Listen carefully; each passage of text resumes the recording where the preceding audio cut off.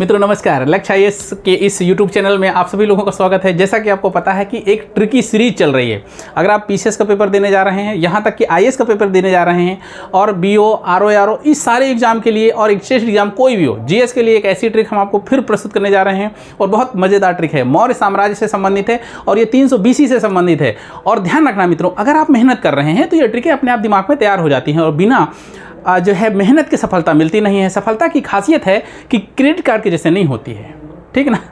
Credit card लगाया और पैसा निकाल लिया, बाकी चीज़ एकदम अलग होती है। सफलता कैसे मिलती है, इसके लिए पहले कीमत चुकानी पड़ती है। और कीमत क्या है? कीमत रूपी मेहनत आपके सामने है कि मेहनत करेंगे उसके बाद आपको सफलता मिलेगी। तो आज हम लोग एक ट्रिक मौर्य साम्राज्य की बहुत गजब है और ये हम आपको बताने वाले हैं। और गजब ही नहीं है, इसके साथ में एक ट्रिक के साथ में आज 4 ट्रिकें आपको मिलने वाली हैं। ध्यान रखना है आपको क्या कि एक ट्रिक सीधी सीधी लिखी हुई है, सिंपल सी। क्या है? दाकी, आका, सैनी, सभासद। मुझे लगता है आप समझ गए होंगे कि मौर्य साम्राज्य से संबंधित ये क्या है। आपको पता है कि मेगास्थनीज भारत आया था और मेगास्थनीज ने इंडिका लिखी है और इंडिका में ही समाज के 7 भागों का वर्णन किया है कि समाज 7 भागों में डिवाइड था, ठीक है ना। तो वो ये ट्रिक है कि 7 भाग कौन कौन से थे और ट्रिक के माध्यम से एक याद करेंगे। और ध्यान रखना ये है कि जो सेल्यूकस निकेटर था वो भारत में आगमन किया था और सेल्यूकस निकेटर जो है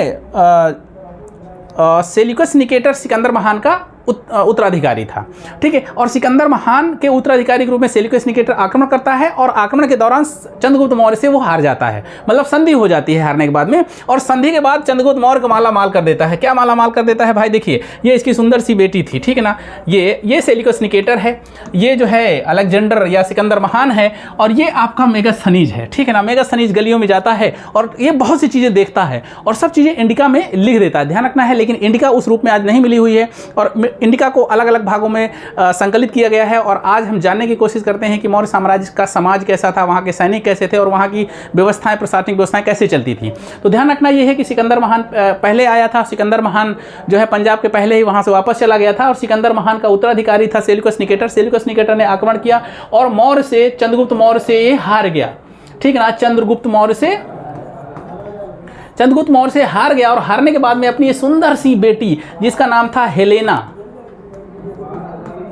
हेलेना से शादी कर देता है चंद्रगुप्त मौर्य। और शादी करने के बाद कहता है कि हे भाई, मैं शादी तो कर रहा हूँ लेकिन पता नहीं मेरी बेटी को तुम ले जाकर कैसे रखोगे, क्या करोगे, कैसा क्या साम्राज्य है। तो इसने कहा कि एक मेरा दरबारी है और वो है मेगास्थनीज। और मेगास्थनीज, इसके पहले अराकोसिया, एक गांधार एक देश था, वहाँ पर अराकोसिया था। अराकोसिया का एक राजा था सिवार्टियस। क्या नाम था? सिवार्टियस। ध्यान रखना, ये सब पीसीएस के एग्जाम में पूछा गया है, आईएएस के एग्जाम में पूछा गया है। तो आपको भी ध्यान रखना है कि अगर आप आंसर लिखने जा रहे हैं तो इन चीज़ों को वहाँ पे वर्णन करना है, तो याद रहेगा। तो सिवार्टियस के दरबार में था। उसके बाद में ये जो है सेल्यूकस निकेटर क्या है, और फिर इसको जो है मौर्य साम्राज्य में चंद्रगुप्त मौर्य के दरबार में भेजा गया। कहा कि भाई देखो, हेलेना को तो ले ही जा रहे हो और हेलेना के साथ में ऐसा करो कि हमारा एक दरबारी कवि है, इसको भी लेते जाओ, ये भी आपके दरबार में रहेगा और थोड़ा देख रेख करेगा कि कैसा क्या चल रहा है। ध्यान रखना यह है कि इनको एक बेटी भेजी, मतलब बेटी से जो हेलेना थी, हेलेना से शादी करी, प्लस एक दार्शनिक भेजा मेगास्थनीज के रूप में। और दहेज में क्या मिला? दहेज में चंद्रगुप्त मौर्य को इसने 4 राज्य दिए थे, ठीक ना। और 4 राज्य क्या थे? इसका एक बहुत सिंपल सी ट्रिक है, आईजेपी मतलब क्या हुआ? अराकोसिया एक राज्य था, ठीक ना, जिसे अराकोसिया कहते थे। अराकोसिया के बाद में एक एरियन था, एरियाना, ठीक ना। एक फिर ये था जेड्रोसिया, फिर पेरोपेनिसदई था। ये 4 राज्य उस समय पर, इसे यूनानी भाषा में ही इस तरह के नाम मिलते हैं, अराकोसिया, एरियाना, जेड्रोसिया और पेरोपेनिसदई। वर्तमान में इनको किस नाम से जाना जाता है, ये भी कई बार पूछा गया है। तो इसको आप कहे एक, इसी के साथ में आप ट्रिक कर सकते हैं कि इसको हम कहते हैं कांधार पहले वाले को, फिर एरियाना को कहते हैं हेरात, ठीक ना। और जेड्रोसिया को एक नाम देते हैं, हम यहाँ पे लिख देते हैं, जेड्रोसिया को कहते हैं क्या, जो है बलूचिस्तान, ठीक ना। और पेरोपेनिसदई को कहते हैं काबुल, ठीक ना। तो इस तरह से कांधार, हेरात, बलूचिस्तान, काबुल, ये 4 क्षेत्र हमने जो है, हमने क्या मतलब कि सेल्यूकस निकेटर ने चंद्रगुप्त मौर्य को दे दिया। अब मेगास्थनीज दरबार में आ गया और मेगास्थनीज दरबार में रह रहा है और वो यहाँ की सारी व्यवस्थाएं देख रहा है। देखिए, बाहर से आया था, इसको पता नहीं था कि यहाँ का समाज, यहाँ के लोग, यहाँ की व्यवस्थाएं कैसे चलती हैं। तो इसने अपनी इंडिका में चंद्रगुप्त मौर्य के दरबार की बहुत सी चीज़ें लिखी हुई हैं और उन बहुत सी चीज़ों का हम यहाँ पे डिटेल में वर्णन तो नहीं करेंगे, लेकिन 3 ट्रिक हम आपको देंगे। एक ट्रिक तो आपको मिल गई क्या, जेपी, एक मिली आपको ट्रिक IJP, ठीक ना, और यहाँ पर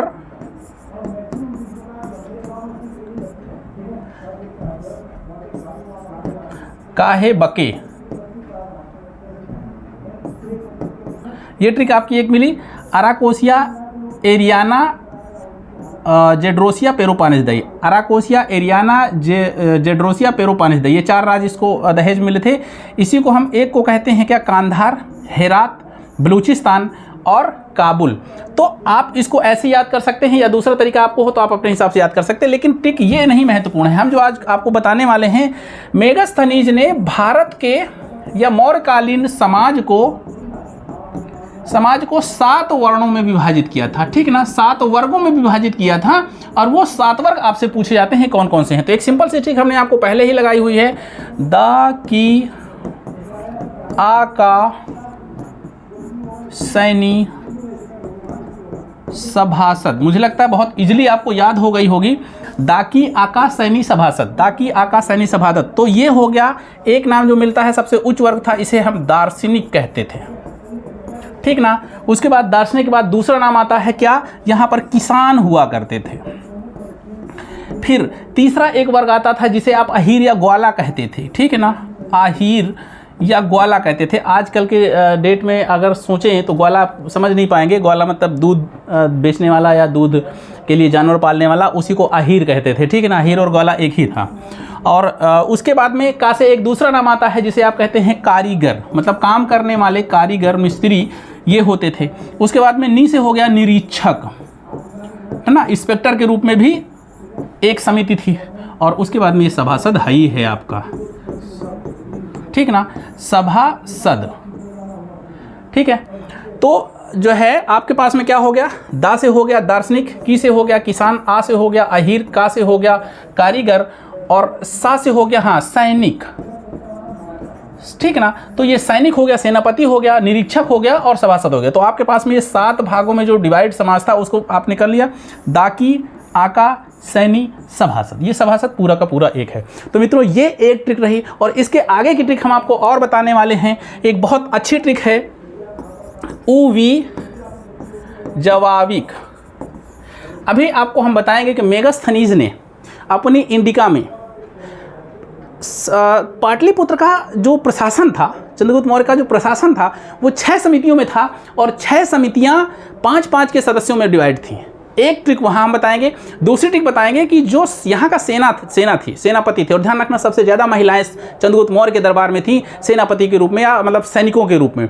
और अपनी सुरक्षा में चंद्रगुप्त मौर्य लड़कियों को ही रखता था, है ना, अच्छी हृष्ट-पुष्ट महिलाओं को ही रखता था, तोपधारी और बहुत अच्छा तलवारबाजी करती थी। तो उवी जवाबी ट्रिक के लिए अगली वीडियो का इंतजार करिए। अगली वीडियो तक हम पुनः आपसे मिलते हैं। लेकिन अगर आपको अच्छी लगती हैं तो इस चैनल को लाइक, सब्सक्राइब और शेयर जरूर करिएगा। जय हिंद। पुनः लाते हैं अपनी दूसरी नई ट्रिक, तब तक के लिए इंतजार करिए।